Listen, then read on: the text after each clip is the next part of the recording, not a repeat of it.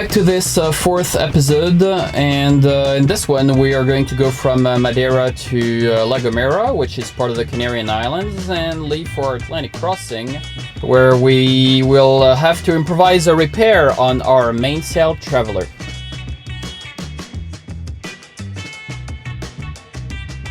Before leaving the Quinta del Lourdes Marina, I went up the mast to check everything.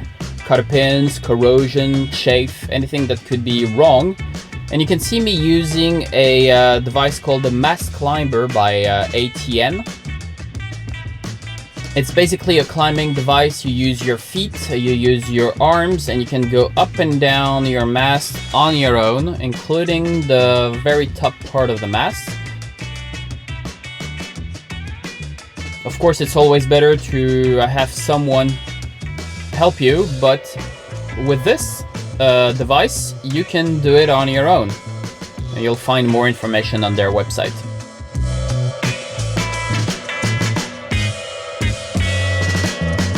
A Vendée Globe around the world solo sailor are using this device, or they're at least bringing it with them, because of course nobody's gonna be here to help them.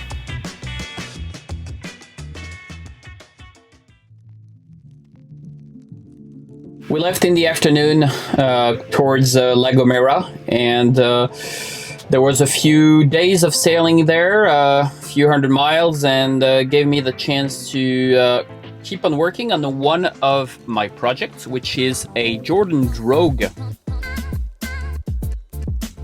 It's basically a drag device that can slow down the boat and stabilize it when there is very, very bad weather, and there's a whole science behind it. You can find a lot of information about it online. It's actually very interesting. I'm attaching all of these cones, there are 156 of them for our boat, to that red line that's made of Dyneema. Traditionally it's made of nylon, but you can make a lighter system using Dyneema. More information on oceanbreak.com. That's where I bought those cones.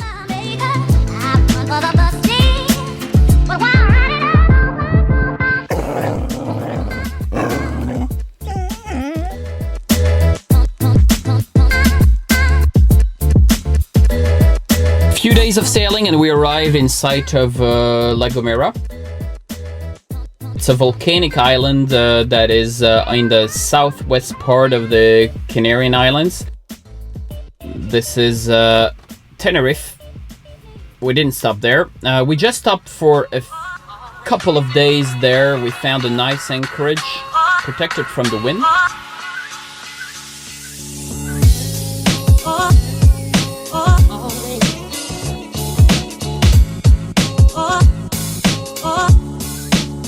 The bottom there, as you can see, was just sand.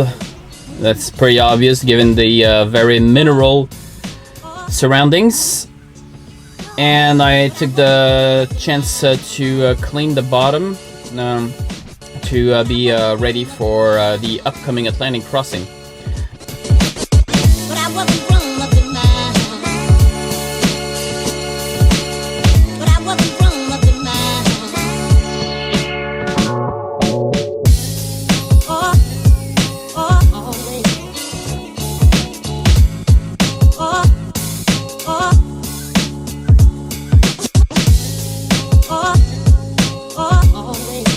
There were just a few little things to repair, and the boat was in good conditions to start the crossing. There was still a few days of navigation towards Mindelo.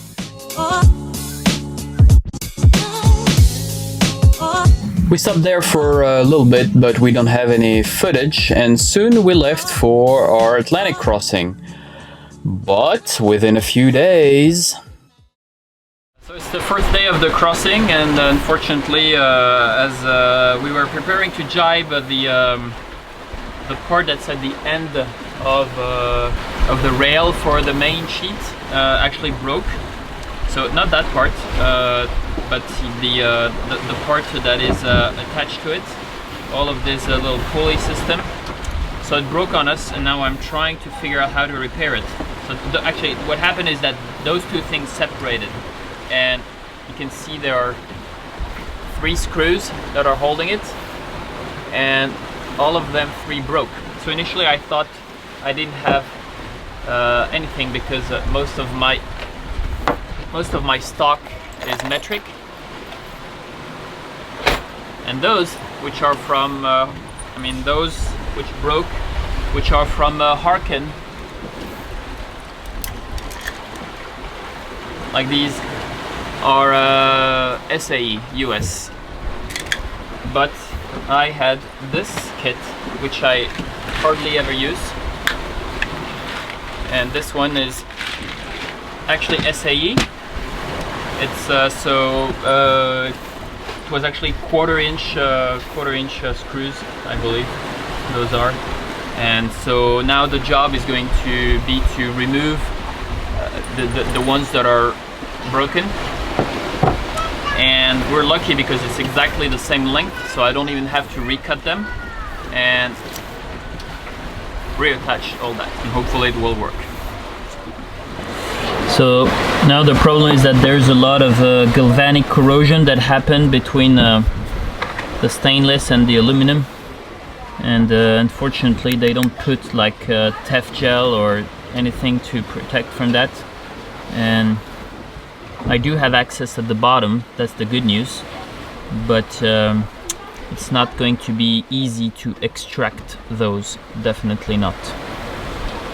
I have a few tools that I can use, something like this, but that's not like prime quality stuff, so I have my doubts. I'm not sure this is gonna be good enough. Those are like extractors, screw extractors, or so they claim, because I've used those before and they do an okay job as long as it's not really stuck, and this one has a lot of corrosion, and so it's going to be quite hard to remove.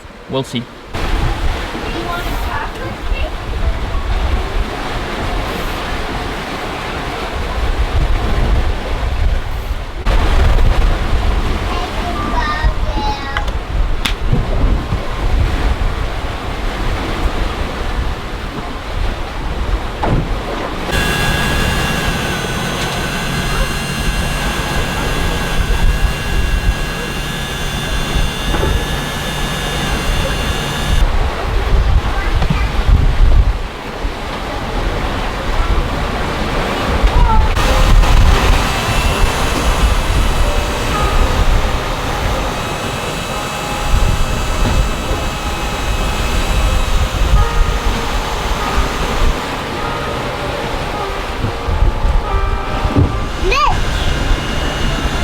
That's an engine?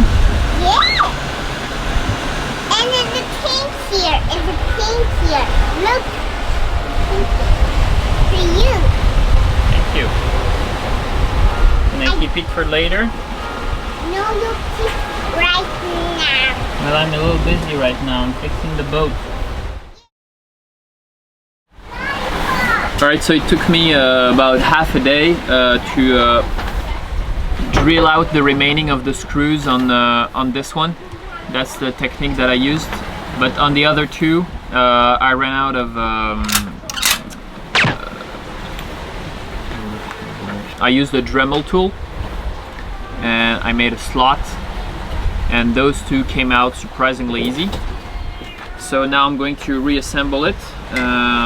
We managed to recover most of the little ball bearings, so that should go okay. And the main thing that I'm going to do is put some Tef gel, because without Tef gel you're getting all of that corrosion I was mentioning earlier, and that can prevent things from coming apart in a very efficient way. So I put this thing, obviously whenever you're using stainless steel and aluminum together, but in a lot of situations it doesn't hurt to smear whatever fastener you're using, and put a little smear of that Tef gel, and then years later it will come off very easily. So now it's time to reassemble and try not to lose any of the ball bearings. So we recover those ball bearings as everything was falling apart. Luckily I had a few spares of the one we seem to have missed, to have lost. And I think we will be able to reassemble everything without any ball bearing missing.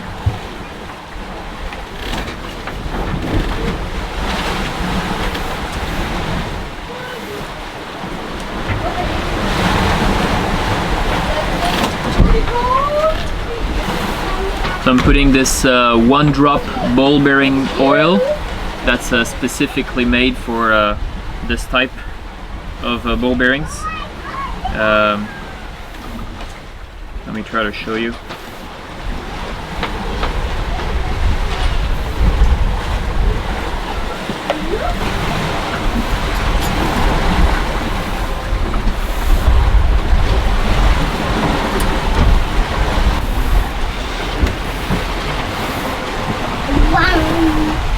It's probably not a good idea to put that with your fingers.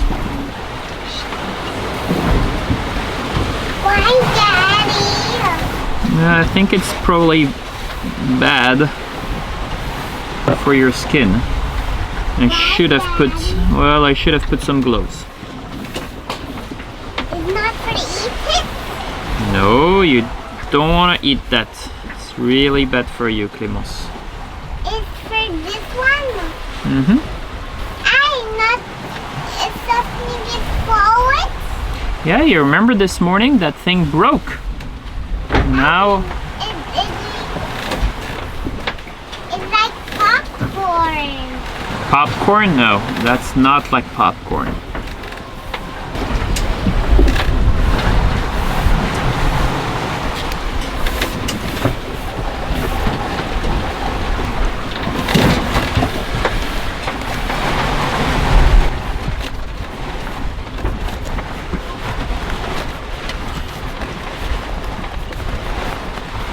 That's it. Now I have to put that back together on the rail. So now I'm removing some of the dirty stuff that was in the thread, and I'm going to slide back that part. There's a lot of salt and stuff in there. I'm trying to remove most of it. That's like years of salt and stuff. Those things probably never been removed before. And the boat is 15-year-old, so all of the hardware is 15-year-old, and things break sometimes. I mean, they say you need to put 2 hours worth of time to make your boat ready to go at sea, or functioning, fully functioning. And I really believe that's true. About 2 hours a day. Sometimes you put less, sometimes you put more. Sometimes you work all week long, and sometimes you don't work for a week. But the average, I think is true, is roughly 2 hours. So I'm gonna slide this back in there. Alright, it's on. And that's it. I gotta screw this one down, run the line again, and it's gonna go back to the traveler cart. So, one repair. All in all, what have we learned? That even big bolts can break like shear. I mean, those were like 3 bolts made of stainless steel, and for some reason they broke just like that. Maybe they were old, maybe, I don't know what happened. So that can happen actually. Use Tef gel, otherwise it makes it very difficult to disassemble. And have some extra hardware on board, like I was lucky to have those American size screws, and I was able to replace that, and we're gonna be able to jibe. Otherwise I would have had to rig something different, MacGyver style, but this one is gonna be just like it was a few hours ago.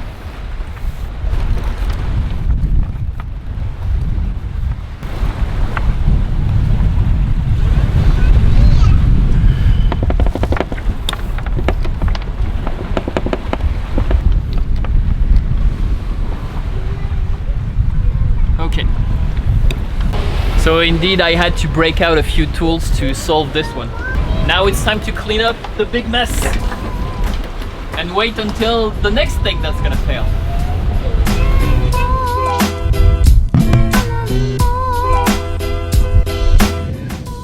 In the next episode we'll talk about man overboard, AIS, beacons and PLBs, all the things that we have on board, and we'll make an interesting real life test about it. See you next time.